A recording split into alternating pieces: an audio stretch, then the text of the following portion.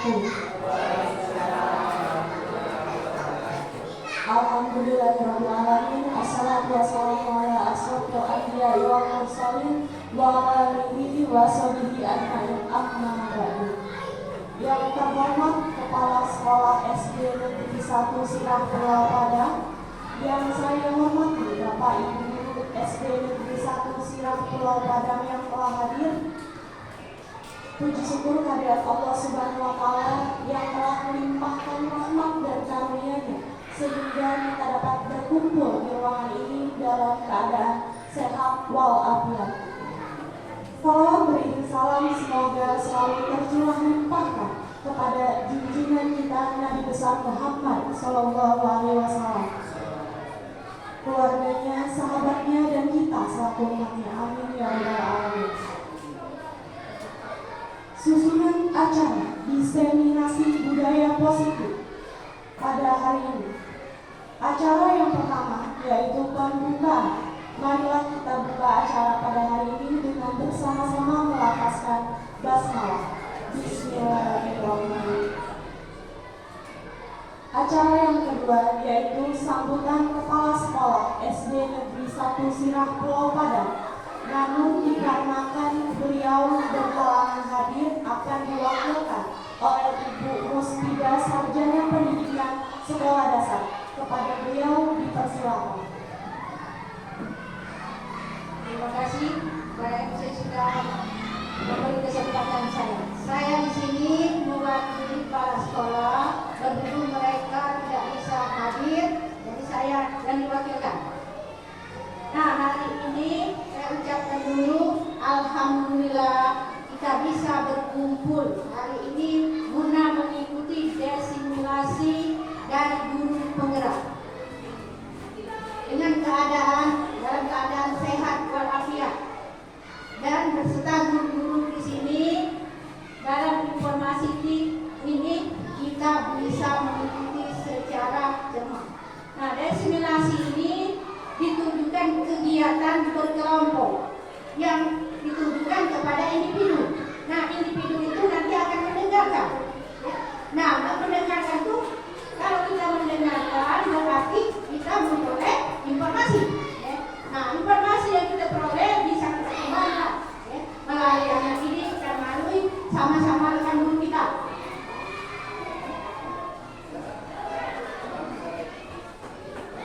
Nah, sekarang kita ini sudah diberi kesempatan oleh guru penggerak kita dari SD kita, yaitu Pak Asep, Pak Asep hari-hari.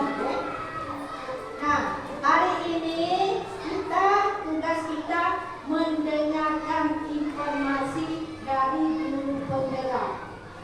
Terus sudah kita mendengarkan, kita ada sesi tanya jawab. Ada sesi tanya jawab.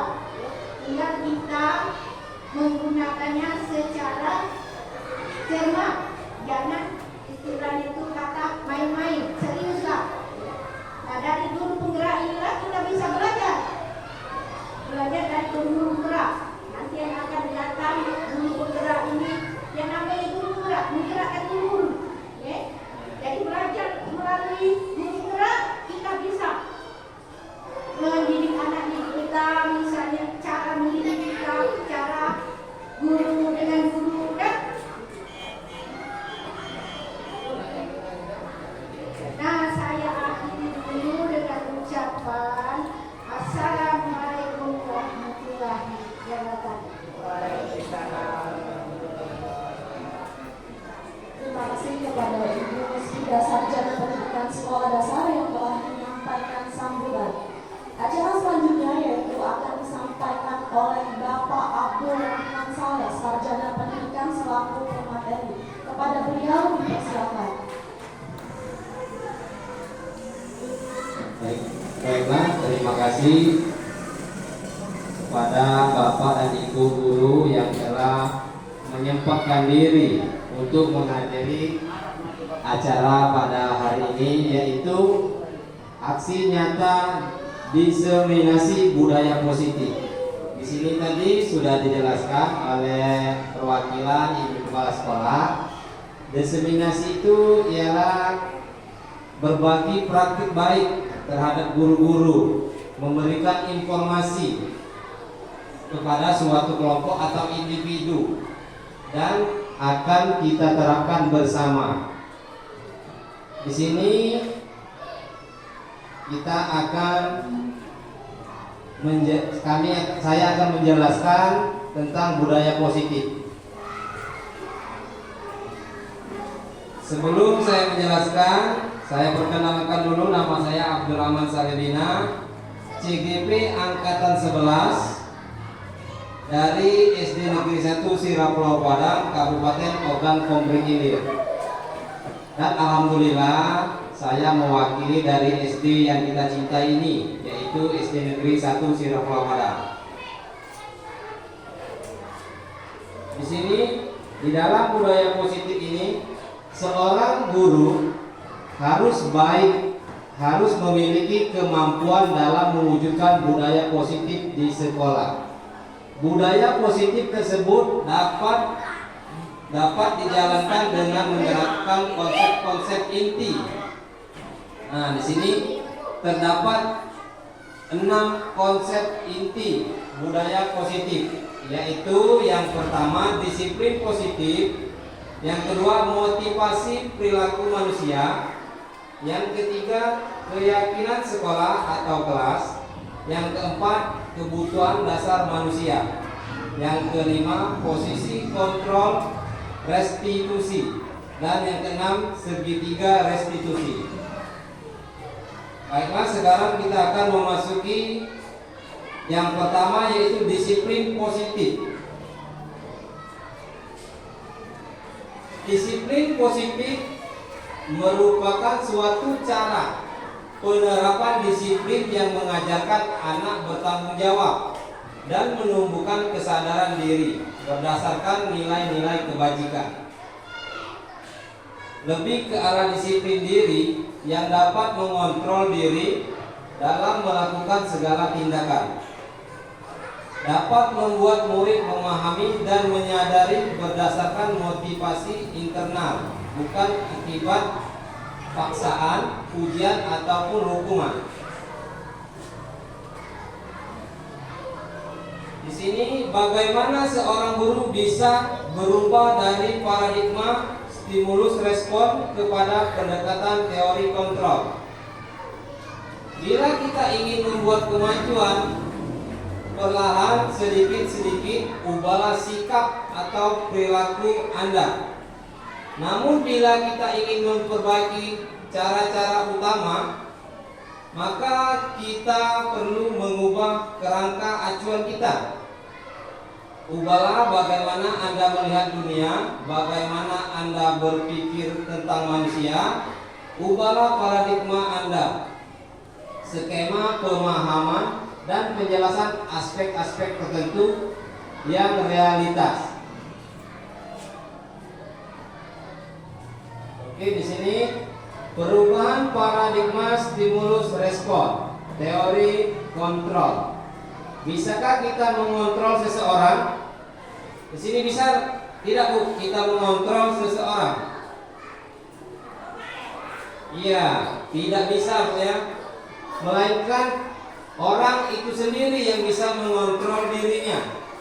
Di sini dijelaskan stimulus respon dan teori kontrol. Kita mencoba mengubah orang agar berpandangan sama dengan kita. Itu teori kontrolnya. Kita berusaha memahami pandangan orang lain tentang dunia. Perilaku buruk dilihat sebagai suatu kesalahan. Teori kontrolnya, semua perilaku memiliki tujuan. Stimulus respon, orang lain bisa mengontrol saya. Teori kontrol, hanya Anda yang bisa mengontrol diri sendiri. Saya bisa mengontrol orang lain. Teori kontrolnya, Anda tidak bisa mengontrol orang lain. Pemaksaan ada pada saat bujukan gagal. Teori kontrolnya kolaborasi dan konsensus menciptakan pilihan-pilihan baru. Model berpikir menang atau kalah, teori counternya model berpikir menang.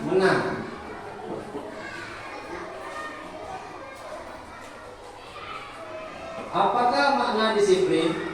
Makna disiplin berasal dari bahasa Latin yaitu disiplin, yang artinya belajar. Makna asal dari kata ini berkonotasi dengan disiplin diri dari murid-murid. Disiplin diri membuat orang menggali potensinya menuju sebuah tujuan apa yang dia hargai.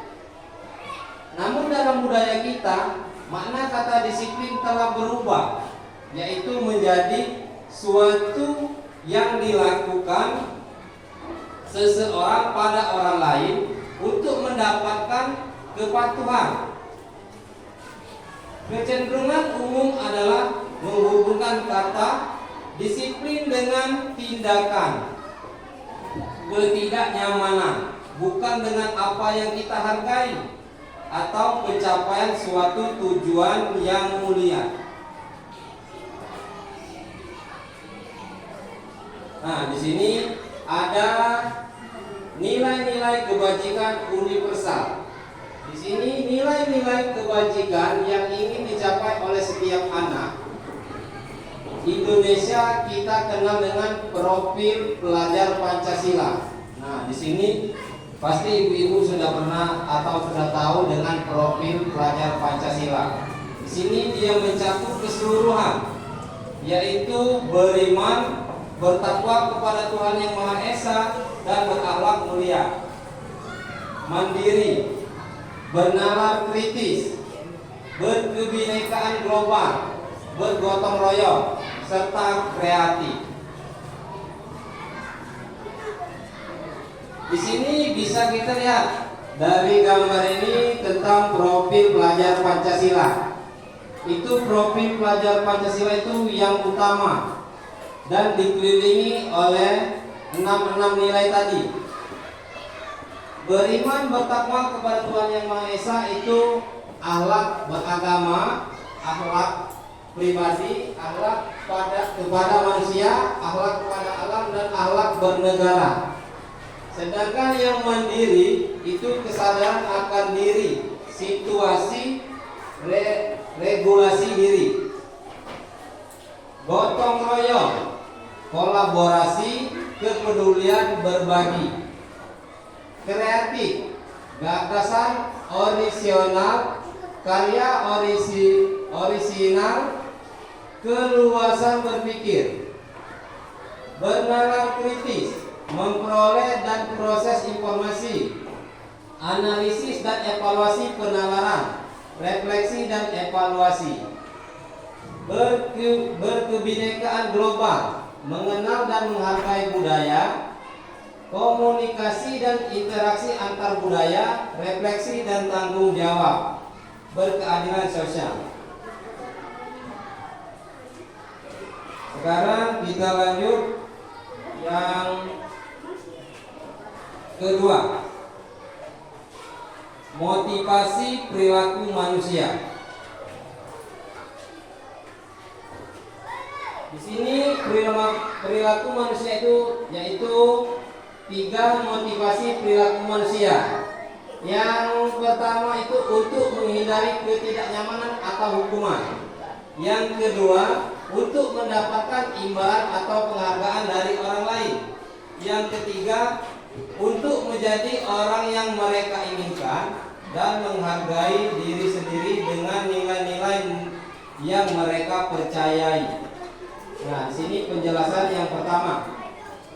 Untuk menghindari ketidaknyamanan atau hukuman, ini adalah tingkat terendah dari motivasi perilaku manusia. Biasanya orang yang motivasi perilakunya untuk menghindari hukuman atau ketidaknyamanan akan bertanya, apa yang akan terjadi apabila saya tidak melakukannya? Sebenarnya mereka sedang menghindari permasalahan yang mungkin muncul dan berpengaruh pada mereka secara fisik, psikologis, maupun tidak terpenuhinya kebutuhan mereka. Bila mereka tidak melakukan tindakan tersebut, motivasi ini bersifat eksternal. Yang kedua, untuk mendapatkan imbalan atau penghargaan dari orang lain. Di sini satu tingkat di atas motivasi yang pertama. Di sini orang berperilaku untuk mendapatkan imbalan atau penghargaan dari orang lain.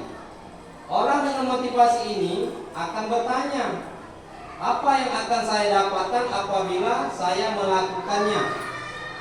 Mereka melakukan sebuah tindakan untuk mendapatkan pujian dari orang lain yang menurut mereka penting dan mereka letakkan dalam dunia berkualitas mereka. Mereka juga melakukan sesuatu untuk mendapatkan hadiah, pengakuan atau imbalan. Motivasi ini juga bersifat eksternal. Motivasi yang ketiga, untuk menjadi orang yang mereka inginkan dan menghargai diri sendiri dengan nilai-nilai yang mereka percaya. Orang dengan motivasi ini akan bertanya, akan menjadi orang seperti apa bila saya melakukannya? Mereka melakukan sesuatu karena nilai-nilai yang mereka yakini dan dihargai. Mereka melakukan karena mereka ingin menjadi orang yang melakukan nilai-nilai yang mereka yakini tersebut. Ini adalah motivasi yang akan membuat seseorang memiliki disiplin positif, karena motivasi berperilakunya bersifat internal, bukan eksternal. Baiklah, sampai di sini ada beberapa pertanyaan, yaitu setuju atau tidak setuju. Nah, di sini ini biasanya sering atau pernah kita lakukan, Bu. Yang pertama itu hukuman di sekolah dapat mendisiplinkan anak. Setuju atau tidak, Bu? Ya, coba setuju. Kata Ibu ini setuju. Coba, Bu, bisa berikan sedikit alasannya kenapa? Hukuman untuk di sekolah dapat disiplinkan anak, saya bilang setuju. Pertama, dia tidak mengulangi lagi perbuatannya. Kedua, dapat meningkatkan tanggung jawab apa yang kita berikan kepadanya. Ketiga, mungkin menjadi siswa yang lebih baik lagi. Itu. Iya. Oke, iya, baiklah, terima kasih, Bu, ya. Di sini hukuman di sekolah dapat mendisiplinkan anak itu setuju, karena bisa mendisiplinkan anak, ya. Yang kedua, pemberian hukuman dengan hal positif seperti membaca atau membersihkan halaman sekolah dapat meningkatkan disiplin anak. Setuju atau tidak, Bu? Ya, coba. Setuju tadi. Ya, coba, Bu, berikan alasannya. Baik, pertanyaannya, pemberian hukuman dengan hal positif seperti membaca atau membersihkan halaman sekolah dapat meningkatkan disiplin anak. Menurut pendapat saya itu setuju, dikarenakan apabila anak dihukum untuk membaca dapat meningkatkan pengetahuan dan wawasan anak tersebut. Apabila dihukum dengan membersihkan halaman sekolah, itu juga dapat meningkatkan kebersihan di sekolah tersebut. Terima kasih.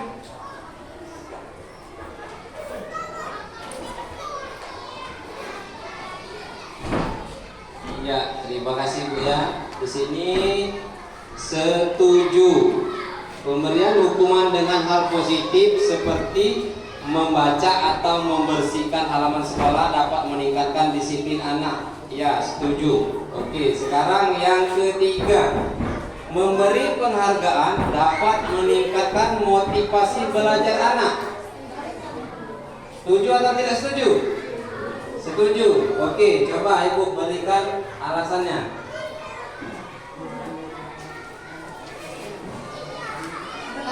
Memberikan penghargaan dapat meningkatkan motivasi belajar anak. Dengan memberi penghargaan, siswa itu lebih termotivasi karena telah kita beri penghargaan tadi. Jadi wawasannya tadi lebih kita hargai dibanding dengan siswa yang lain. Jadi dengan kita memberi sesuatu kepadanya, dia lebih ingin belajar lagi, lebih ingin belajar lagi tentang yang lainnya.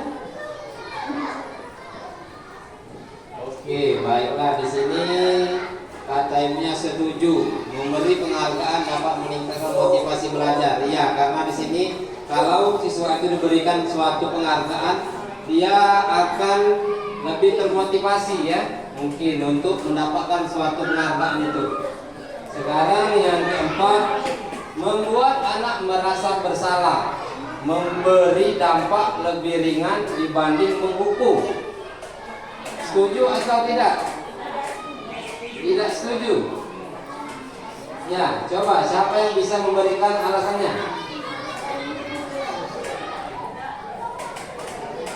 Ayo, ada yang bisa memberikan alasan? Oke. Saya tidak setuju apabila anak dibuat merasa bersalah, memberi dampak lebih ringan dibandingkan dihukum. Menurut saya itu melakukan lebih berat, dikarenakan anak apabila dia dibuat merasa bersalah, merasa didiskriminasi. Terima kasih.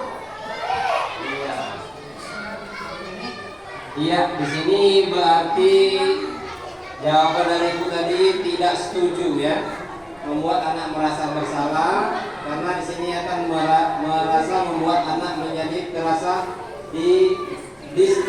diskriminasi. Oke, baiklah, terima kasih atas jawaban dan alasan ibu-ibu sekalian. Sekarang kita lanjut teori motivasi perilaku manusia. Nah, di sini yang pertama nih, untuk menghindari ketidaknyamanan atau hukuman. Apa yang akan terjadi apabila saya tidak melakukannya? Itu adalah motivasi eksternal. Yang kedua, untuk mendapatkan imbalan dari orang lain. Apa yang akan saya dapatkan apabila saya melakukannya? Nah, di sini ada perbedaan, ya. Tapi itu masih termasuk motivasi eksternal. Sedangkan yang ketiga, untuk menghargai diri sendiri. Itu saya akan menjadi orang yang seperti apa bila saya melakukannya. Itu ialah motivasi internal, tujuan disiplin positif.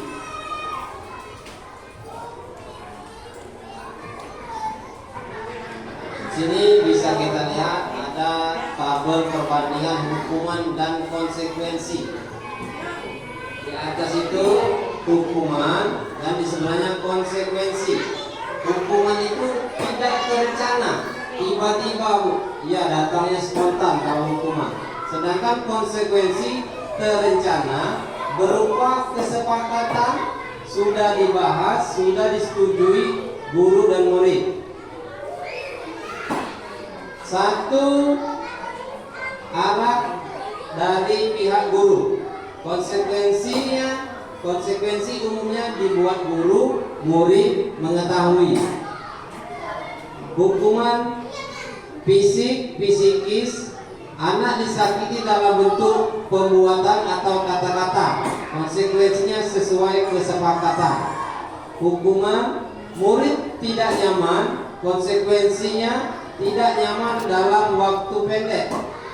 Hukuman tidak dapat diukur, konsekuensinya dapat diukur. Misal 3 kali tidak mengerjakan tugas, maka diberikan tugas tambahan.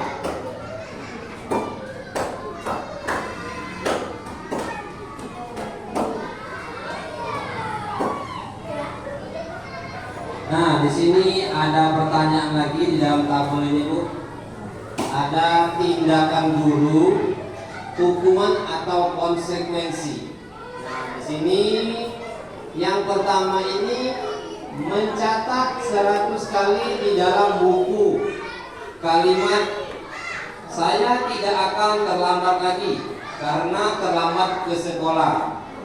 Di sini jawabannya hukuman atau konsekuensi. Ya, coba Bu, apa Bu? Menurut saya mencatat 100 kali di dalam buku kalimat saya tidak akan terlambat lagi, itu termasuk hukuman. Iya. Oke, di sini termasuk hukuman. Oke, yang kedua, lari mengelilingi lapangan basket 2 kali karena terlambat hadir di sekolah. Itu hukuman atau konsekuensi? Ya, lari mengelilingi lapangan basket 2 kali karena terlambat hadir di sekolah. Itu termasuk hukuman atau konsekuensi? Coba. Menurut saya dengan lari mengelilingi lapangan basket selama 2 kali karena keterlambatan itu merupakan konsekuensi. Karena konsekuensinya terlambat hadir di sekolah selama 2 kali itu, maka diharuskan untuk mengelilingi lapangan basket. Iya, terima kasih ya. Berarti jawabannya di sini menurut Ibu konsekuensi. Ya, yang ketiga, murid diminta untuk push up sebanyak 15 kali karena tidak menggunakan masker ke sekolah. Hah? Apa itu? Coba Bu. Murid diminta untuk push up 15 kali karena tidak menggunakan masker di sekolah, termasuk hukuman. Termasuk hukuman. Ya, di sini kata Ibu termasuk hukuman. Yang keempat, menggantikan kertas tugas teman yang telah dicoret-coret. Hah? Coba. Ya, jawab apa itu, hukuman atau konsekuensi? Menggantikan kertas tugas teman yang telah dicoret-coret. Jadi dia sudah merusak-rusak kertas punya temannya, konsekuensinya dia harus mengganti. Jadi menurut saya itu merupakan suatu konsekuensi bagi anak tersebut. Iya, di sini jawabannya konsekuensi. Oke, sekarang kita lanjut yang kelima. Membersihkan tumpahan air di meja tulis karena kesenggol pada saat belajar. Itu konsekuensi. Oke, sekarang kita lihat jawabannya. Apakah hukuman atau konsekuensi? Iya, di sini yang pertama itu adalah hukuman. Ya, Yang kedua konsekuensi. Yang ketiga hukuman, yang keempat hukuman, yang kelima konsekuensi. Nah, sekarang yang keenam dan tujuh, meminta murid tidak mengenakan sepatu seharian di sekolah karena tidak mengenakan sepatu hitam. Itu konsekuensi atau hukuman?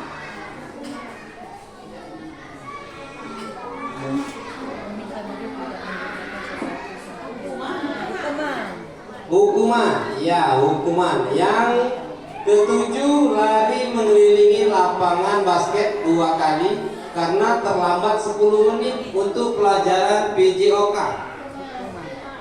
Hukuman, ya. Sekarang kita lihat lagi jawabannya.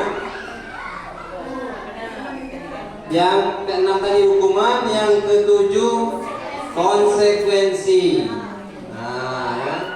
Inilah tindakan guru dan hukuman atau konsekuensi. Oke, sekarang lanjut.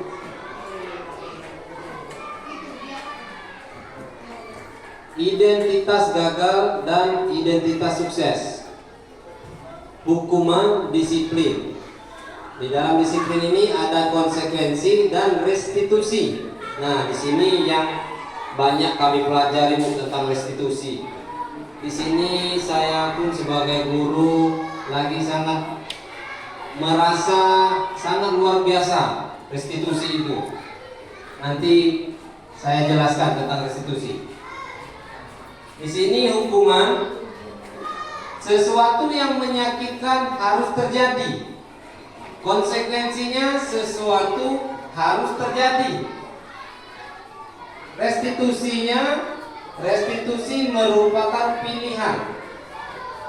Hukuman tidak nyaman untuk murid, anak untuk jangka waktu panjang. Konsekuensi tidak nyaman untuk murid, anak untuk jangka waktu pendek. Restitusi menguatkan untuk murid, anak dalam jangka waktu panjang. Hukuman, korban mendapatkan keadilan. Konsekuensi, korban bisa diabaikan. Restitusi, korban mendapatkan ganti.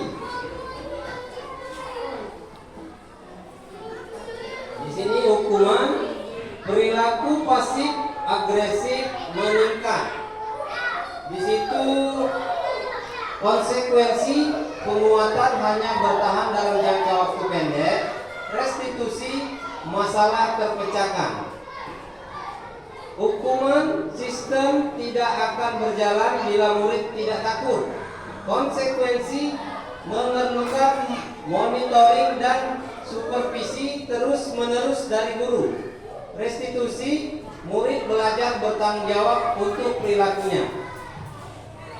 Hukuman berlaku hanya pada sebuah institusi, tidak berlanjut pada kehidupan nyata. Konsekuensinya membantu penerapan, mengikuti peraturan dalam masyarakat. Restitusinya fokus pada pemecahan masalah dalam jangka waktu panjang.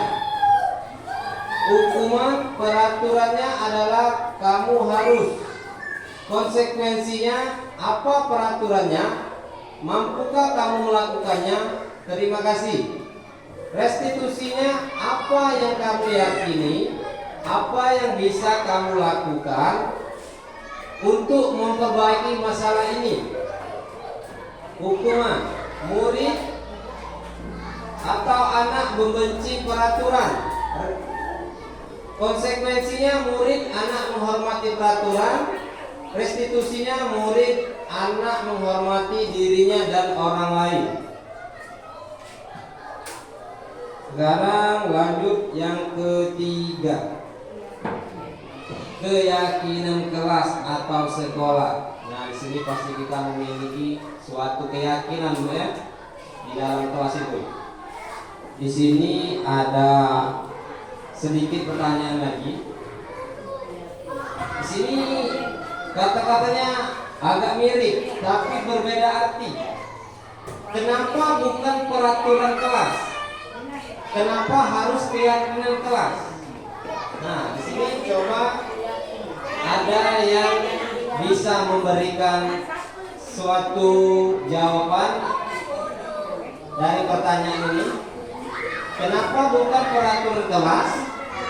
Kenapa harus keyakinan kelas? Ya, keyakinan. Coba, ada yang bisa menjawabnya ini? Coba, Ibu Sari. Oke.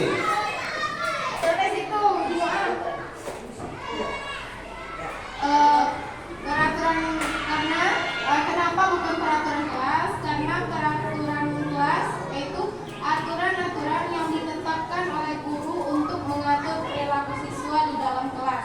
Peraturan ini biasanya bersifat lebih formal dan terstruktur.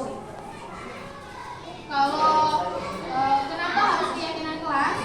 Karena keyakinan kelas itu yaitu sebuah pendekatan yang lebih baik. Yang lebih baik dengan mengedepankan peran aktif siswa. Jadi siswa itu lebih aktif dalam peraturan itu. Dan berisi beberapa aturan untuk membantu guru dan siswa bekerja sama membentuk kegiatan belajar mengajar yang lebih efektif. Baiklah, terima kasih Bu. Jawabannya, ya benar sekali Bu ya. Di sini kenapa bukan peraturan kelas?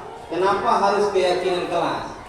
Di sini kalau kita lihat peraturan kelas. Kalau peraturan kelas itu biasanya dibuat oleh siapa Bu?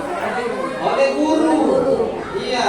Di sini dia cuma hanya yang peraturan itu guru.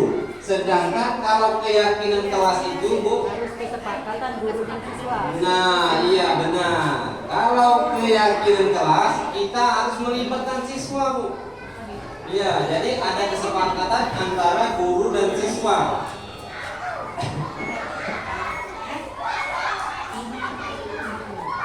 Nah, di sini tadi benar jawaban saya tadi.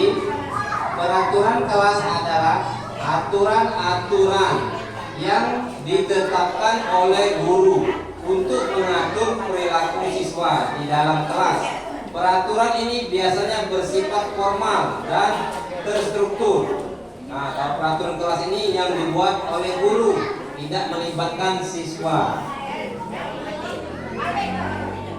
Keyakinan atau kesepakatan kelas adalah sebuah pendekatan yang lebih baik dengan mengedepankan peran aktif siswa. Nah, di sini kan sudah jelas sebuah pendekatan, berarti kita melakukan pendekatan agar lebih baik dengan mengedepankan peran aktif siswa. Berisi beberapa aturan untuk membantu guru dan siswa bekerja sama membentuk kegiatan belajar mengajar lebih efektif. Oke, sekarang kita lanjut. Guru berperan dalam mewujudkan terbentuknya keyakinan sekolah atau kelas dengan adanya kesepakatan antara guru dan murid. Di sini, nah bisa kita lihat keyakinan kelas atau sekolah. Keyakinan sekolah atau kelas berupa pernyataan-pernyataan universal yang mudah diingat, dipahami, dan harus diterapkan di lingkungan sekolah. Dimanapun di sini ada tujuan kesepakatan kelas. Tujuannya itu yang pertama menumbuhkan komunikasi yang efektif antara siswa dan guru. Yang kedua, menciptakan pembelajaran yang berpusat pada siswa. Yang ketiga, menumbuhkan rasa tanggung jawab pada diri siswa. Di sini kesepakatan kelas. Kesepakatan kelas ini yang pertama, masuk kelas tepat waktu. Yang kedua, tidak membuat keributan saat belajar. Yang ketiga, mengerjakan tugas tepat waktu. Yang keempat, saling menghargai sesama teman. Yang kelima, menjaga kebersihan kelas. Yang keenam, saling menghargai sesama teman. Dimanapun di sini ada langkah-langkahnya Bu untuk menciptakan kesepakatan kelas. Nah, di sini yang pertama, guru mengajak siswa mengungkapkan keinginannya mewujudkan kelas impian. Nah, di sini kita sebagai guru kita harus bertanya kepada siswa kira-kira apa impiannya, kelas yang bagaimana. Yang kedua, siswa menuliskan tentang kelas impian mereka. Nah, di sini kita suruh siswa menulis apa itu impian mereka, belajar yang bagaimana, kelas yang bagaimana, mungkin dari posisi kursinya mau bagaimana. Yang ketiga, meminta siswa menuliskan apa yang mereka pikirkan dan inginkan tentang kelasnya dalam belajar. Nah, di sini kita meminta siswa menuliskan apa yang mereka pikirkan. Yang keempat, hal-hal yang ditulis tentang kelas impian dibaca satu persatu dengan bantuan siswa. Nah, dari hasil tulisan mereka tadi kita suruh ke depan untuk membacakan impian kelasnya yang bagaimana agar mereka semua bisa tahu. Yang kelima, guru dan siswa berdiskusi membahas impian-impian tentang kelas yang sudah mereka tulis dan menyoroti hal-hal penting untuk dijadikan kesepakatan kelas. Nah, di sini kita dengan siswa itu berdiskusi kesepakatan mana yang akan kita ambil. Yang keenam, guru dan siswa membaca hasil kesepakatan kelas yang disetujui. Kemudian siswa menandatangani kesepakatan tersebut sebagai tanda persetujuan. Nah, di sini dengan adanya langkah-langkah ini kita melibatkan siswa, mungkin dia akan lebih taat, Bu, dengan peraturan, dengan kesepakatan yang telah dibuatnya tadi. Oke, sekarang kita lanjut. Sekarang yang keempat, kebutuhan dasar manusia. Nah, di sini kita ada kebutuhan dasar manusia. Ketika seorang murid melakukan suatu perbuatan yang bertentangan dengan nilai-nilai kebajikan atau melanggar peraturan, hal itu sebenarnya dikarenakan mereka gagal memenuhi kebutuhan dasar mereka. Ya, di sini ada 5 kebutuhan dasar manusia. Nah, di sini kita ini, Bu, memiliki 5 kebutuhan dasar manusia. Yang pertama, bertahan hidup. Yang kedua, kasih sayang, rasa diterima. Yang ketiga, penguasaan. Yang keempat, kebebasan. Dan yang kelima, kesenangan. Di sini mungkin ada yang bisa menyebutkan apa dari isi bertahan hidup, kasih sayang, penguasaan, kebebasan, dan kesenangan. Oke, coba, Bu. Ini Ibu Edna ya. Kebutuhan dasar manusia yang pertama yaitu bertahan hidup. Menurut saya, untuk bertahan hidup maka kita itu perlu makanan, pakaian, tempat tinggal, keamanan, dan kesehatan. Itu menurut saya. Yang kedua, kasih sayang.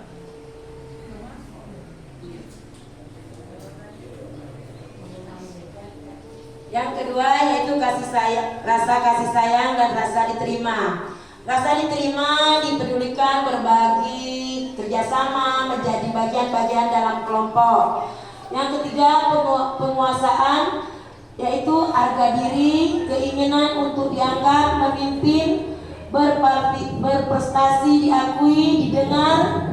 Yang keempat adalah kebebasan, mandiri, memiliki pilihan, mencoba hal baru, mampu mengendalikan arah dirinya.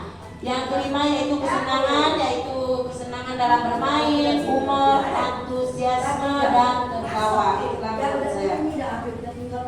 Iya, terima kasih kepada Bu Edna. Iya, benar sekali, Bu ya. Itulah 5 dasar kebutuhan manusia. Sekarang kita lanjut. Perilaku siswa. Perilaku siswa ini menyebarkan gosip tentang teman sekelas. Kebutuhan yang mungkin berusaha dipenuhi yaitu cinta dan kasih sayang.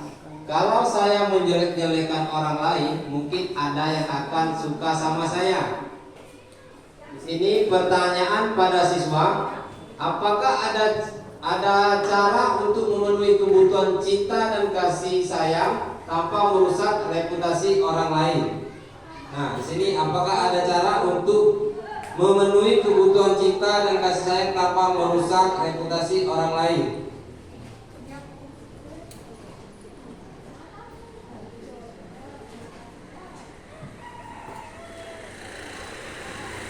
Di sini perilaku siswa menjatuhkan teman saat teman sedang berjalan di lorong sekolah. Kebutuhan yang mungkin berusaha dipenuhi yaitu senang, hanya bercanda. Ya, mungkin di sini dia merasa senang dengan kelakuannya, ya, Bu ya. Di sini yang bawahnya lagi pertanyaan pada siswa, apakah ada cara untuk memenuhi kebutuhan senang tanpa menyakiti orang lain? Di sini bisa kita lihat di sini ada studi kasus. Nah, di sini Pak Suhendar. Nah, di sini namanya Pak Suhendar ya. Tidak ada yang sama dengan nama Pak Suhendar ya. Guru wali kelas 11, berarti ini SMP. Iya. Oh iya, SMA. Kalau SMP itu kelas 7, 8, 9. Iya. Kalau 10, 11, 12 ini sudah SMA. Pak Suhendar, guru wali kelas 11, sedang bingung menghadapi ulah salah satu murid di kelasnya, yaitu yang bernama Tommy.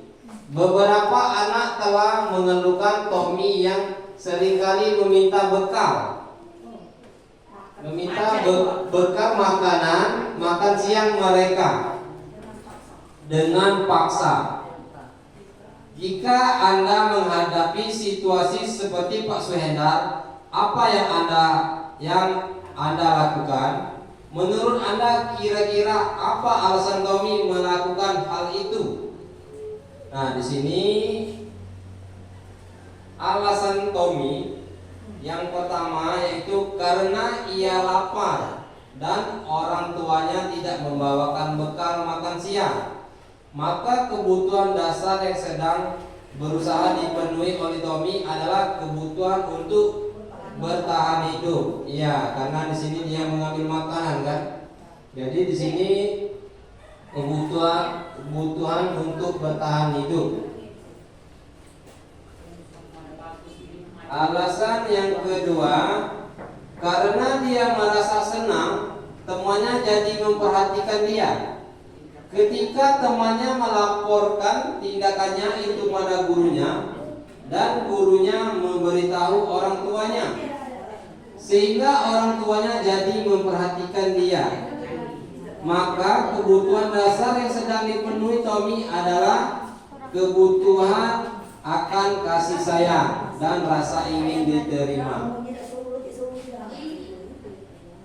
Yang ketiga, karena temannya jadi takut dengan dia dan menuruti keinginannya, maka sebetulnya Tommy sedang berusaha memenuhi kebutuhan dasarnya akan kekuasaan. Nah, dari tingkah lakunya itu dia akan memenuhi kebutuhan dasarnya yaitu kekuasaan. Yang keempat, karena dia merasa bosan dengan bekal makanan yang dibawakan ibunya di rumah, karena ibunya selalu membawakan bekal yang sama. Oleh karena itu dia ingin mencoba makanan teman-temannya yang beraneka ragam. Maka Tommy sedang berusaha memenuhi kebutuhannya akan kebebasan. Yang kelima, alasan Tommy karena ia melakukannya karena iseng saja dan ia menikmati ekspresi wajah teman-temannya yang kesal karena diambil makanannya, dan menurut dia ekspresi teman-temannya itu lucu. Nah, di sini berarti Tommy sedang berusaha memenuhi kebutuhan akan kesenangannya. Nah, dari raut wajah teman-temannya itu dia merasakan senang.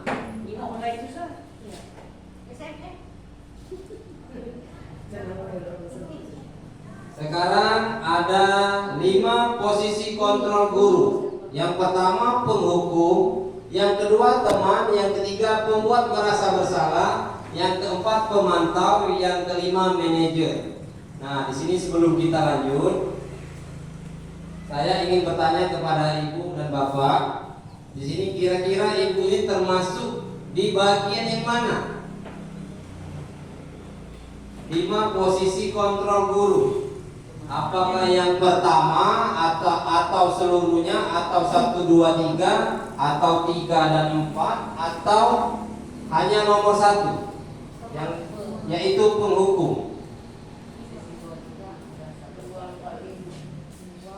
Ya, coba. Di sini biasanya 5 posisi kontrol guru. Coba Bu. Kalau ibu di posisi yang mana? Posisi kontrol guru, teman, pemantau, manajer. Iya. Berarti ibu ini teman, pemantau, manajer. Berarti ini ibu ini orangnya yang baik ya, bukan penghukum namanya. Iya. Ada lagi? Coba satu lagi. Ayo, coba. Coba kita tanya ibu ini, dia bagian mana? Iya, coba Bu.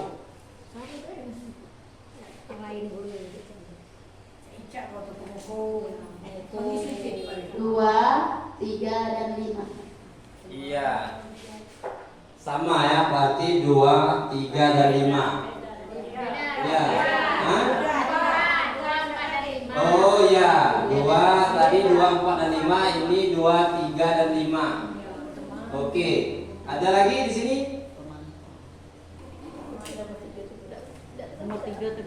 Ini kita bisa mengetahui itu di mana bagian posisi kontrol guru. Sekarang di sini ada contoh video atau kasus untuk memahami kelima posisi yang kita lihat tadi. Mari kita saksikan kasus Nauren yang terlambat hadir di sekolah. Dia terlambat 20 menit datang ke sekolah. Nah, di sini akan dijelaskan tentang videonya, yaitu tentang penghukum, teman, pembuat merasa bersalah, pemantau ataupun manajer. Di sini ada 5 video. Mari kita saksikan. Di sini video yang pertama yaitu posisi sebagai penghukum.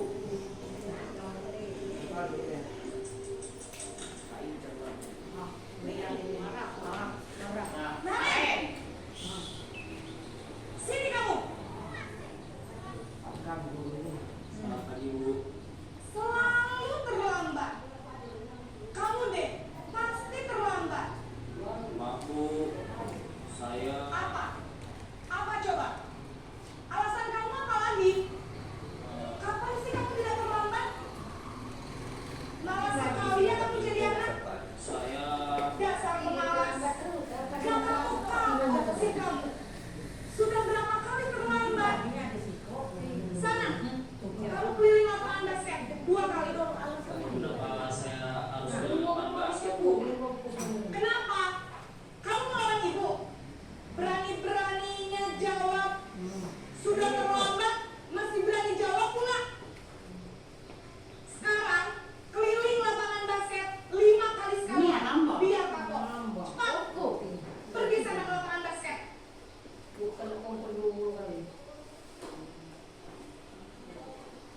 Oke. Di situ video seorang guru yang di posisi pertama yaitu penghukum. Sekarang kita lanjut yang kedua. Ya, ini yang dikatakan ibu tadi sebagai manajer. Nanti kita lihat Bu perbandingannya.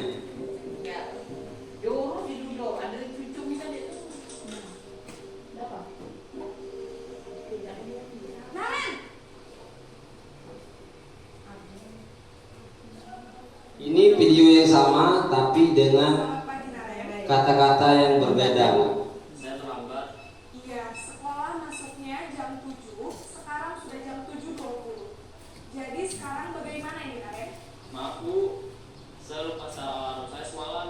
Baiklah, menurut kamu, keyakinan sekolah yang mana yang perlu kamu tingkatkan? Menghargai diri sendiri dan orang lain mungkin ya Bu. Setuju. Jadi, apakah Naren meyakini prinsip saling menghormati tersebut? Iya Bu, saya meyakininya. Apakah Naren bersedia memperbaiki masalah keterlambatan ini? Bersedia Bu. Bagaimana kamu akan memperbaiki masalah keterlambatan ini? Saya akan coba untuk tidak lupa menyetel alarm saya Bu. Baik, kalau Naren lupa menyetel alarm di rumah, ada orang yang kira-kira bisa bantu mengingatkan tidak? Ada Bu, kakak saya, Kak Emma. Ada lagi selain Kak Emma? Selain Kak Emma, ada ibu saya. Baik, jadi yang mengingatkan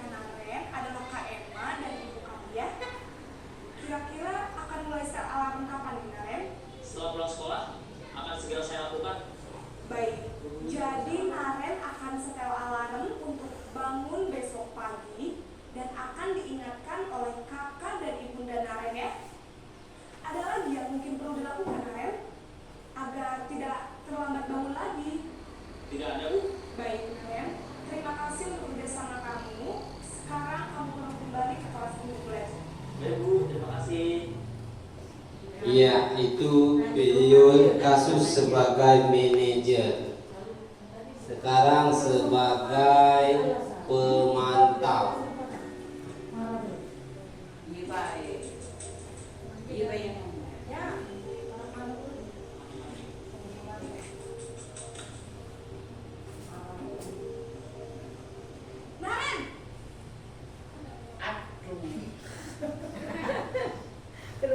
Ibu, Naren, apa peraturan sekolah kita tentang jam berapa kita harus masuk sekolah, Nak? kita harus di sekolah jam 7, Bu. Iya betul, sekarang sudah jam 7.20. Naren sudah tahu konsekuensinya jika terlambat hadir. Paham, Bu? Saya harus tinggal kelas pas jam istirahat selama 20 menit. Iya benar, konsekuensinya demikian. Jadi nanti jam 9.30 pas istirahat, kamu harus tinggal di kelas, kerjakan tugas tambahan untuk ketertinggalan kamu, ya? Baik, Bu. Ya, ini sebagai pemantau. Ya, selanjutnya sebagai teman.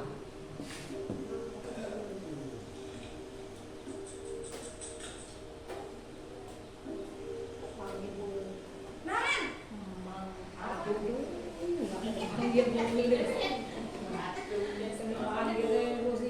wah, sudah jam berapa ini, Nak? Terlambat lagi ya saya. Iya, Bu. Habis ibu saya lupa membangunkan saya, Bu. Kamu malah menyalahkan ibu kamu. Kamu bukannya anak yang larinya paling kencang. Kok terlambat sih? Iya, Bu. Saya memang terlambat bangun tadi. Jadi biarpun saya lari kencang, tetap gak kekejar, Bu. Ya sudah sana. Nanti lain kali larinya lebih kencang lagi ya. Biar gak terlambat lagi. Bikin seneng ibu. Demi ibu. Bisa kan? Bisa lah, Bu.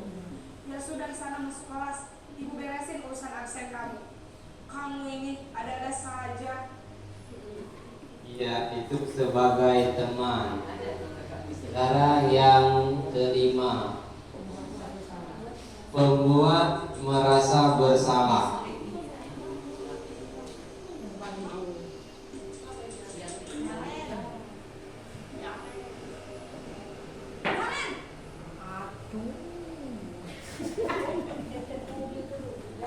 Tadi, Bu. Naren, kamu kenapa terlambat lagi, Nak? Ya Tuhan, Naren, kamu senang ya bikin ibu susah ya?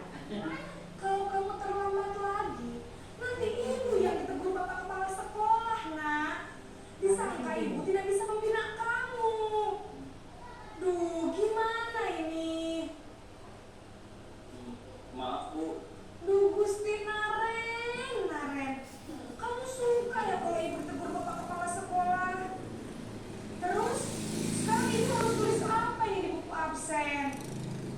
Ini kamu sudah sering terlambat loh. Ibu harus apa coba? Maaf, Bu. Maaf sekali. Ya sudah, lain kali jangan bikin ibu susah lagi ya, Nak ya. Ibu tidak akan kuat lagi kalau kamu begini terus. Bisa jantungan kalau ibu tegur bapak kepala sekolah. Sana cepat ke kelas. Maaf ya, Bu. Maaf sekali. Iya, itulah video pembuat merasa bersalah.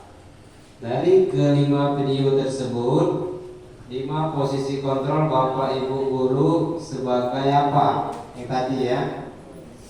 Mungkin ada yang sebagai manajer, sebagai teman, mungkin juga sebagai pemantau, dan ada juga sebagai penghukum. Dari situ bisa kita lihat kelima posisi kontrol guru ya. Sekarang kita lanjut lagi, yaitu segitiga restitusi. Nah, di sini kami banyak belajar tentang segitiga restitusi.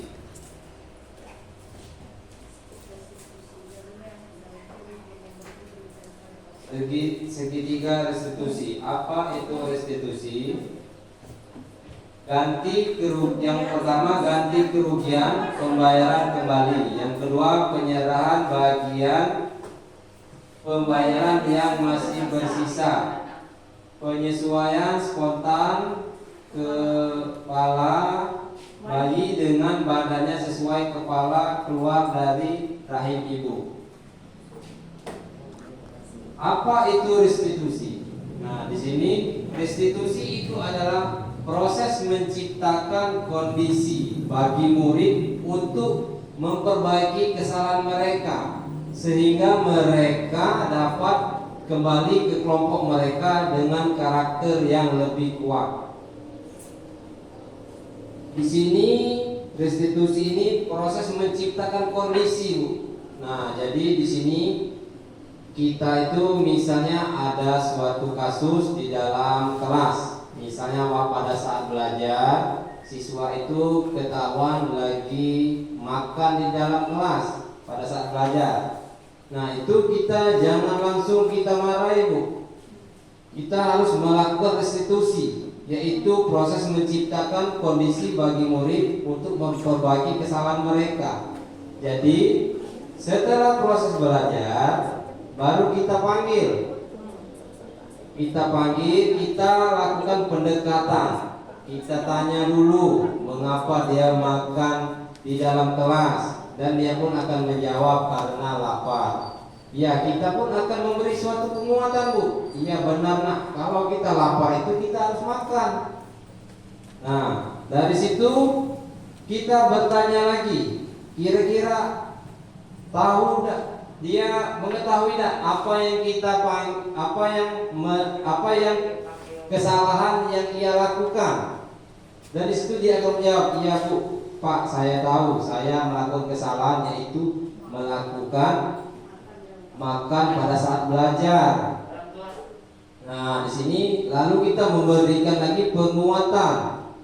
Kira-kira bagaimana yang akan kamu lakukan?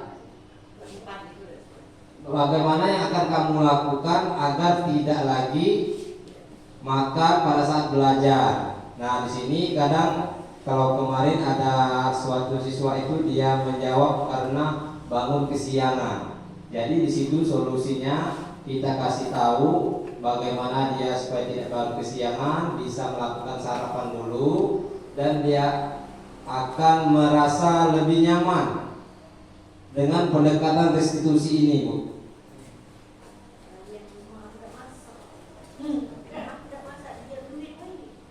Proses kolaboratif yang mengajarkan murid untuk mencari solusi. Nah, ini kan untuk mencari solusi atas masalah mereka dan membantu murid untuk berpikir ingin menjadi orang yang seperti apa mereka dan bagaimana mereka memperlakukan orang lain. Nah, inilah langkahnya restitusi itu. Di sini ada 9 ciri-ciri restitusi. Yang pertama, belajar dari kesalahan. Nah, di sini siswa dapat belajar dari kesalahannya, apa yang telah mereka perbuat, bukan menebus kesalahan. Yang kedua, memperbaiki hubungan. Nah, di sini dia akan memperbaiki hubungan. Yang ketiga, menawarkan bukan memaksa. Yang keempat, restitusi diri adalah cara terbaik. Yang kelima, menuntun untuk melihat ke dalam diri. Yang keenam, mencari kebutuhan dasar yang mendasari tindakan. Yang ketujuh, berfokus pada karakter bukan tindakan. Yang kedelapan, berfokus pada solusi. Yang 9, mengembalikan murid yang berbuat salah pada kelompoknya. Di mana di restitusi ini ada tahapan. Tahapan dalam segitiga restitusi itu yaitu yang pertama, menstabilkan identitas. Yang kedua, validasi tindakan yang salah. Yang ketiga, menanyakan keyakinan. Di sini yang pertama, menstabilkan identitas. Menstabilkan identitas dilakukan berdasarkan prinsip bahwa membuat kesalahan adalah bagian proses pembelajaran yang nantinya akan menggeser identitas gagal ke arah identitas sukses. Itu menstabilkan identitas. Yang kedua,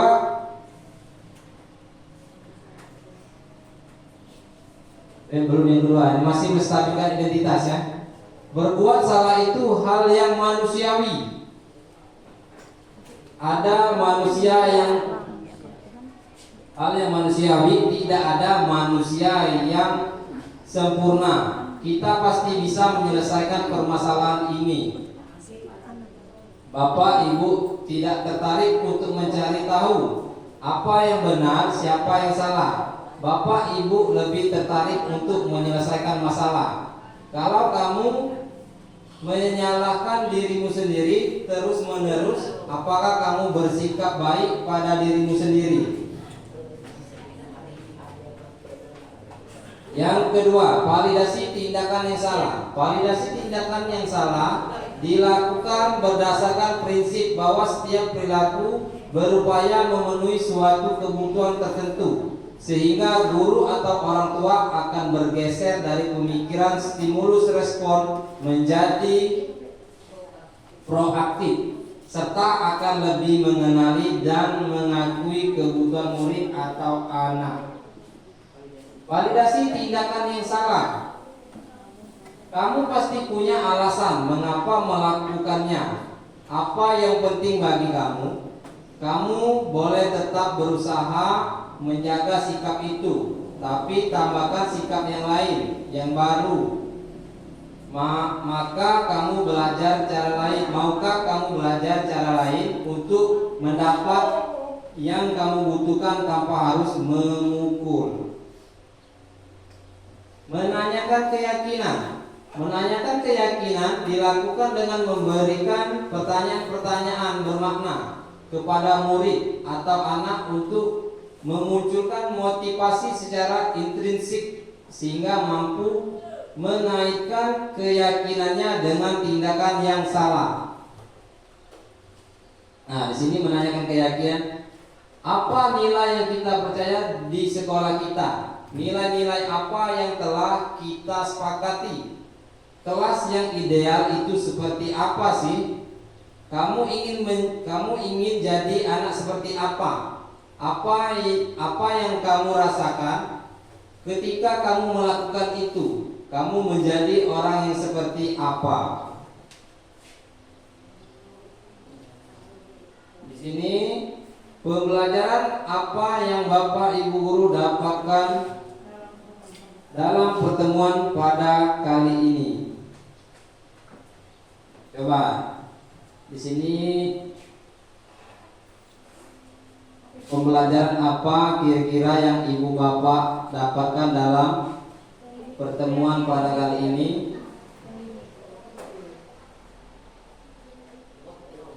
Di sini saya ada sedikit pertanyaan dari apa yang saya sampaikan tadi. Pembelajaran apa kira-kira yang Bapak Ibu guru dapatkan dalam pertemuan pada kali ini? Ya, coba siapa yang ini ingin menjawab? Ya. Banyak sekali pembelajaran yang kita dapatkan pada pertemuan kali ini, terutama saya di sini mendapatkan banyak sekali wawasan dan ilmu dari pemaparan Bapak Abdul Rahman, saya sarjana pendidikan, yaitu bagaimana kita selaku guru menghadapi siswa, apakah dapat memberikan hukuman, apakah konsekuensi yang baik, dan juga 5 dasar dari kebutuhan manusia. Itu yang dapat saya terima pada hari ini. Terima kasih. Iya, mungkin ada tambahan dari Ibu atau Bapak yang lain?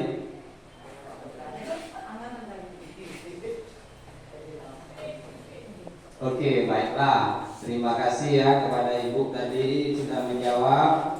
Sekarang hal apa yang akan Bapak Ibu perlu tingkatkan atau yang kita tingkatkan bersama. Bapak Ibu perlu tingkatkan atau kita tingkatkan bersama. Iya.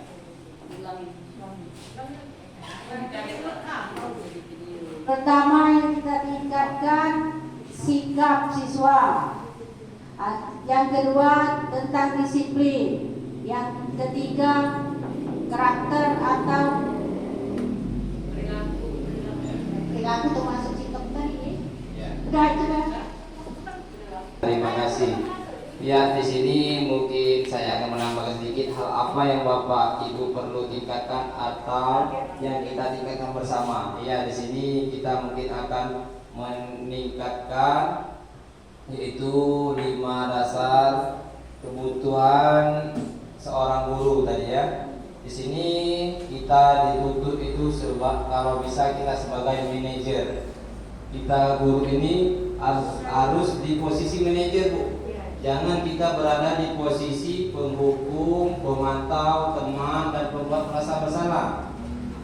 Sudah itu mungkin juga kita akan memakai suatu tindakan yaitu yang namanya segitiga restitusi. Apabila siswa itu melakukan suatu kesalahan, jangan kita buat dia merasa bersalah, Bu. Iya, tapi kita melakukan pendekatan. Misalnya seperti kita tanyakan dulu mengapa, misalnya seperti kasus tadi, kasus apa, Naren ya, dia sering terlambat.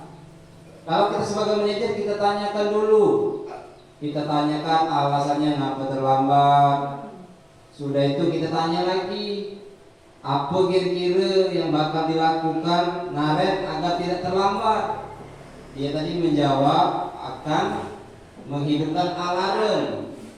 Sudah dia menjawab, ditanya lagi, kapan kira-kira Naren akan menghidupkan alarm? Sepulang sekolah dia menjawab. Selain alarm ada lagi yang bisa membantu. Iya, kata Naren, mungkin Kak Emma dan ibunya. Nah, di situ jadi siswa itu merasa senang. Dia menyadari kesalahan dan dia pun yang membuat solusi agar tidak terlambat lagi. Ya, mungkin itu saja. Baiklah, mungkin sampai di sini, Bu.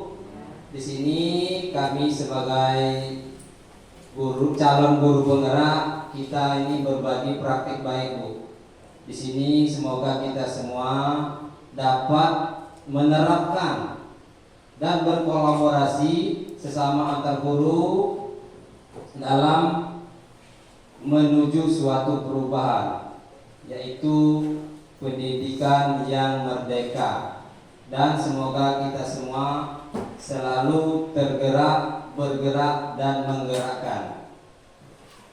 Akhir kata, saya ucapkan terima kasih kepada Bapak Ibu guru sekalian, dan saya akhiri. Wassalamualaikum warahmatullahi wabarakatuh.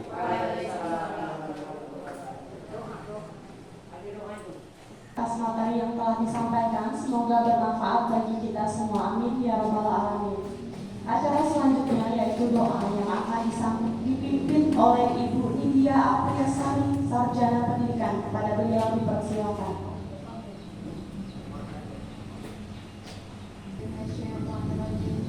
Bismillahirrahmanirrahim. Alhamdulillahirabbil alamin. Hamdan syakiran hamdan na'iman hamdan yuwafiqu wa yukafi'u 'abdah. Ya Rabbana lakal hamdu kama yanbaghi li jalali wajhikal karim wa 'azimi sultanik. Allahumma shalli 'ala sayyidina Muhammad wa 'ala ali sayyidina Muhammad. Allahumma inna nas'aluka salamatan fid din wa 'afiyatan fil jasadina wa ziyadatan fil 'ilmina wa barakatan fil rizqina wa taubatan qabla al-maut wa rahmatan minal maut wa maghfiratan ba'da al-maut. Allahumma hamil alaina fi sakaratil maut wa najatan minan nar wa la'afina Rabbana la tuzigh qulubana ba'da idh hadaytana wa hab lana min ladunka rahmatan innaka antal wahhab. Rabbana hab lana min azwajina wa dhurriyyatina qurrata a'yunin waj'alna lil muttaqina imama. Rabbana atina fid dunya hasanah wa fil akhirati hasanah wa qina adzabannar. Walhamdulillahi rabbil alamin. yaitu penutup. Demikian susunan acara pada hari ini. Saya Luciana Farida Daniarti, Magister Pendidikan selaku pembawa acara, mengucapkan terima kasih dan mohon maaf apabila terdapat kesalahan baik sikap maupun tutur kata. Untuk menutup acara pada hari ini, marilah kita bersama-sama melafazkan hamdalah. Alhamdulillahirabbil alamin. Saya akhiri, wabillahi taufiq wal hidayah. Wassalamualaikum warahmatullahi